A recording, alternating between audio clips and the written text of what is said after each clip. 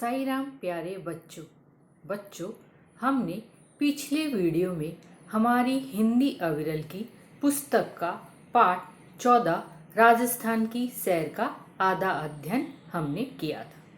तो बच्चों अभी हम यहाँ पर शेष बचे हुए पाठ का अध्ययन करेंगे। पाठ की ओर बढ़ने से पहले हमने पिछले वीडियो में जो पढ़ा था एक बार संक्षिप्त में दोहराते हुए बचे हुए पाठ का अध्ययन करेंगे। पिछले वीडियो में हमने पढ़ा था काव्या अर्पिता को एक पत्र के माध्यम से अपनी राजस्थान यात्रा के बारे में बताती है। राजस्थान को राजा महाराजाओं के प्रदेश के रूप में माना जाता है और इसी धरती पर राणा सांगा और महाराणा प्रताप जैसे महान वीर पुरुषों का जन्म हुआ था। यहाँ ऐसे विशाल किले हैं, इन्हें देखकर आश्चर्य होता है कि किस सूझबूझ से इन्हें बनाया गया होगा। इनमें प्रसिद्ध है चित्तौड़गढ़, अजमेर, आमेर और भरतपुर के किले। ये किले राजस्थान के गौरव और गर्व के प्रतीक हैं। इसके अलावा जयपुर का हवा महल और उदयपुर का जल महल बेहद प्रसिद्ध है, जिन्हें देखने दूर दूर से पर्यटक आते हैं। राजस्थान में लोक नृत्य और लोक संगीत यहाँ के जीवन में रचा बसा है। तो बच्चों पिछले वीडियो में हमने यहाँ तक इस पाठ का अध्ययन किया था। तो बच्चों आप अपनी हिंदी अविरल की पुस्तक का पेज नंबर 112 निकाल लीजिए। बांधनी राजस्थान की परंपरागत कला का अद्भुत नमूना है। इसमें कपड़े को अलग अलग स्थानों पर डोर से बांधा जाता है। बाद में उस कपड़े को रंग कर उस डोर को खोल देते हैं। डोर खुलते ही सुंदर बूटियों के अथवा लहरिये के नमूने बन जाते हैं। राजस्थानी साड़ियाँ व पगड़ियाँ अधिकतर बांधनी या लहरिया वाले कपड़े से ही बनी होती है। यहाँ पे बच्चों देखिए अभी यहाँ पे बताया है बांधनी के बारे में कि राजस्थान की जो परंपरागत कला का अद्भुत नमूना क्या है, बांधनी है। इसमें कपड़े को अलग अलग स्थानों से बांधनी को कैसे बनाया जाता है इसके बारे में बताया है कि सबसे पहले कपड़े को अलग अलग जगह से स्थानों से यानी कि जगह से धागे से बांध दिया जाता है। बाद में उस कपड़े को रंग कर उस डोर को खोल देते हैं। कपड़े को अलग अलग स्थानों से धागे से बांध देते हैं और फिर बाद में उस कपड़े को रंग दिया जाता है और रंगने के बाद उस कपड़े को खोल दिया जाता है, जिससे डोर खुलते ही सुंदर बूटियों के अथवा लहरिये के नमूने बन जाते हैं। जैसे ही हम धागा खोलते हैं और धागा खोलने से उसमें सुंदर बूटियां यानी सुंदर सुंदर डिजाइनें और लहरियों के नमूने बन जाते हैं। राजस्थानी साड़ियाँ व पगड़ियाँ अधिकतर बांधनी या लहरिये वाले कपड़े से ही बनी होती है। राजस्थान की जो ज़्यादातर साड़ियाँ जो रहती है और वहाँ पर जो पगड़ियाँ हैं जो पुरुष सिर पर बांधते हैं वो किसकी बनी हुई होती है, बांधनी और लहरिये के कपड़े से ही बनी हुई होती है। इसके अतिरिक्त राजस्थान के लोग कठपुतली बनाने की कला, नक्काशी, कसीदाकारी और लघु चित्रकारी में भी प्रवीण हैं। नक्काशी यानी कि मेटल की वस्तु रहती है और उस पर खोद कर बेल बूटे का काम किया जाता है। कसीदाकारी यानी कपड़े पर एम्ब्रॉयडरी की जाती है, बेल बूटे बनाए जाते हैं। लघु यानी छोटी, चित्रकारी यानी पेंटिंग, प्रवीण यानी कुशल। इसके अलावा राजस्थान के जो लोग हैं वो कठपुतली बनाने की कला, कठपुतली लकड़ी से बनी हुई होती है, उसको नए नए कपड़े पहनाकर कठपुतली डोर की सहायता से नृत्य कराया जाता है। तो कठपुतली बनाने की कला, नक्काशी, कसीदाकारी और लघु चित्रकारी, छोटी छोटी पेंटिंग बनाने में भी वहाँ के लोग कुशल हैं। राजस्थान को रेगिस्तान प्रदेश के रूप में जाना जाता है। वैसे तो गाय, भैंस और भेड़ सभी यहाँ देखने को मिलते हैं, परंतु ऊंट यहाँ का मुख्य पशु है। इसे रेगिस्तान का जहाज भी कहा जाता है। अभी राजस्थान को रेगिस्तान प्रदेश के रूप में जाना जाता है। वैसे तो यहाँ पर गाय, भेड़ और भैंस सभी देखने को मिलती हैं, लेकिन यहाँ का जो मुख्य पशु यानी जानवर, यहाँ का जो मुख्य पशु है वो कौन सा है? ऊंट। ऊंट यहाँ का मुख्य पशु है। इसी रेगिस्तान का जहाज कहा जाता है। शब्दों का अर्थ जानते हैं। अद्भुत यानी अनोखा, डोर धागा, नकाशी खोदकर बेल बूटे बनाने का काम, कसीदाकारी कपड़े पर बेल बूटे बनाने का काम, लघु यानी छोटी, प्रवीण कुशल, पशु जानवर। यहाँ पे बच्चों देखिए कठपुतली का चित्र दिया है कि कठपुतली, इस तरह की कठपुतली बनाई जाती है और उनको तरह तरह के नए कपड़े पहनाए जाते हैं और डोर की सहायता से उनको नृत्य करवाया जाता है। तो कठपुतली बनाने की कला राजस्थान की है भी कहा जाता है, क्योंकि ऊंट कई दिनों तक बिना खाए पिए रह सकता है। इसके पैर गद्दीदार होते हैं, जिसकी सहायता से यह रेतीली जमीन पर आसानी से चल सकता है।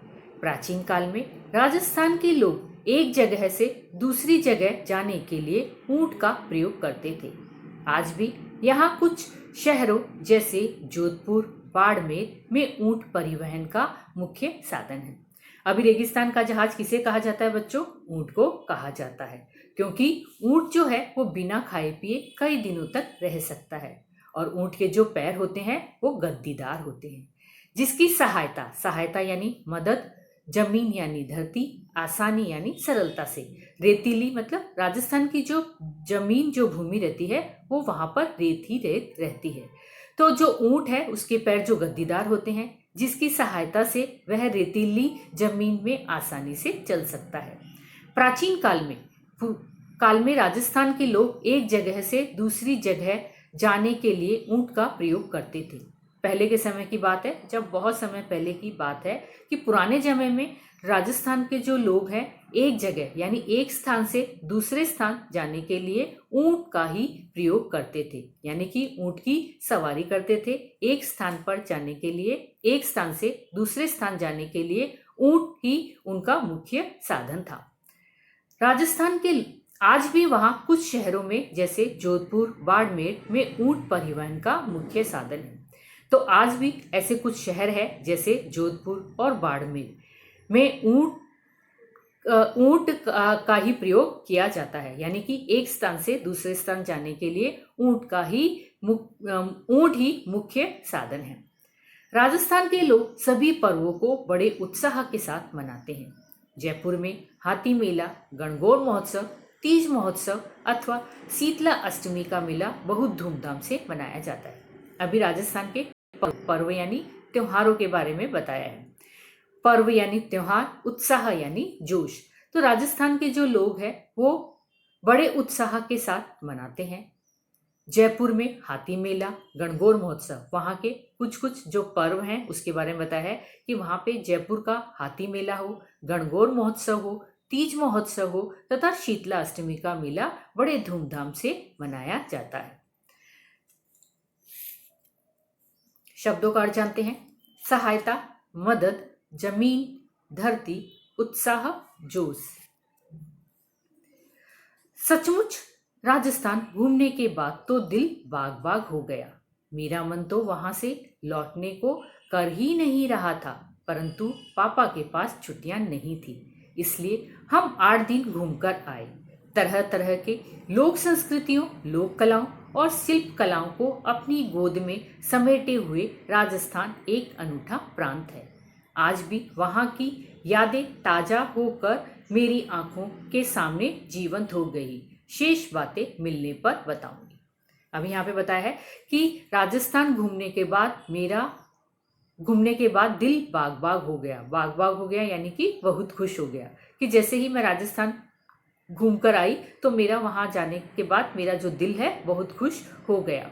मेरा मन वहाँ से लौटने को नहीं कर रहा था।